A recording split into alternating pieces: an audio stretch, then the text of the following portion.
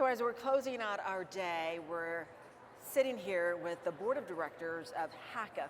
And Scott, I'm so glad that you're here. I want you to tell us more about NACAC and the mission. So NACAC, we are an organization of independent consultants who work with students all over the country to navigate the secondary education process. So what does that secondary fit after high school, whether it's a job or a career? And we focus specifically on the higher education piece of that. What was the second part of that? Why am I here? The mission. The mission. Mm-hmm. So our mission is to ensure that all of our students have an equitable and accessible chance at education, and making sure that we are providing those opportunities for our students. Well, that's the vision and mission of NACAC right here, right now. Absolutely. Yeah.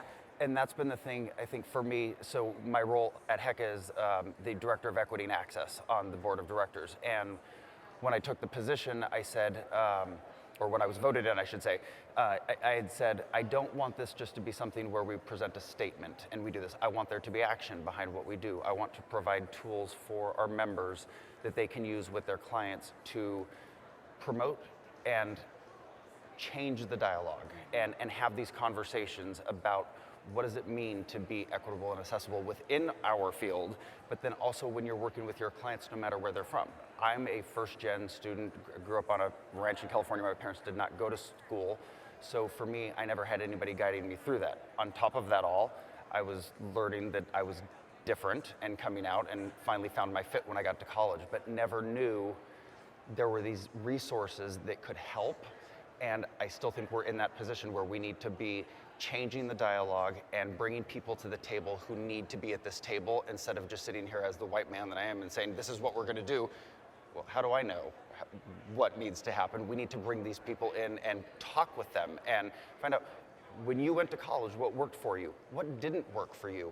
Why didn't it work for you? And now let's use our voice to change that narrative and help bring you to the table and beyond. Well, you know what? The theme completely this year is leading change, and that's what you're talking about. How are you using your technology? What creative ways are you changing the conversation and the narrative as it relates to higher education? So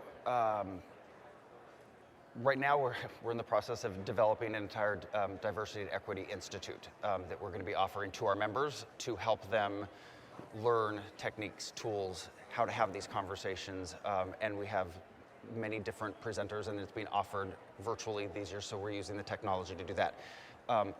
It's also allowed our members to work with students who may not have the ability to hire an education consultant or travel and meet one. They can now do this via Zoom, and we can work with students. So we're using the technology in a way that I don't think we've ever used before, to really reach out and become more involved, specifically with the organizations, CBOs, NACAC in general. I mean, we've developed such an amazing relationship with them and believe in the mission that we're doing, which is one of the reasons we're here as an exhibitor, and I'm here personally, is just being able to listen to everybody talk about bringing the voices to the table and changing. And I've been taking colleges to task, I guess, when I go there and asking these questions about, you're saying that you're making change, but I'm staring at a panel of people that does not necessarily reflect the change that you're trying to make. Talk to us about that. Yeah. And being the Italian that I am, I've never been one to keep my mouth shut. So I ask difficult questions, and I want to have the conversation, and I want to make change. I've always been for that person who is the underdog. And if anything, I don't want to quote a singer, but if anything, I want people when I'm to say that I was here and that I made a difference and that I helped humanity in general, if that's possible, but at the very least that I changed a person. I love that. Thank you so much, Scott, for stopping by our table here. Thank you for having us. And using your voice to create change. Thank you. Thank you so much. All righty.